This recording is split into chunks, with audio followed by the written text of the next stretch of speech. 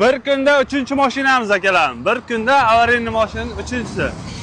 Hali abid bo'lgan yo'q, o'zi 3-chi avariyaning Damas'dan kirib keldimi? Albatta. Xudo xolasa Xalqimiz aytyapti, sotaman deyapti, olaman deyapmiz. Tashlab olish kerak-ku ularni. 24 ga yetdi. Albatta. Ulgurganimizcha olyapmiz, xudo xolasa. Xudo xolasa hozir buni ma'lumotlarni to'liq chiroyli o'zdan eshitamiz aka.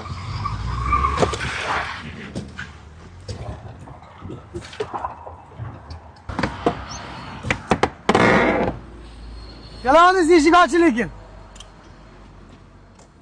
Hop, Ali. Bu aqlga sig'mayapti-da, bu qanday urilgan? Bu aylanib ketib bor tutga tegin. Usti bilan. Usti bilan. Lekin aylangan bo'lsa, bu tomonlari oldilar soppa-sop. Ha, chappa bo'lgan-ku. Shuning uchun oldi orqa urilmagan, yo'ldan chiqib ketgan bu. Xo'p, bu haqida bitta chiroyli ma'lumotlar bersangiz. Albatta, assalomu alaykum hurmatli kanalimiz a'zolari. 2023-yilda ishlab chiqarilgan yana bitta DTP bo'lgan Damas mashinasini olib keldik. Mashinamizning holati o'ta idealni turibdi. 35 ming yurgan, 39 ming ekan. 39 ming yurgan. Holati tiniq, cho'qib qo'yibdi. Albatta, diska balonlarigacha qo'yib, metan gazlarigacha, polikchi holigacha qilib qo'ygan mashinani. Olib minishga tayyor holatda bo'lgan.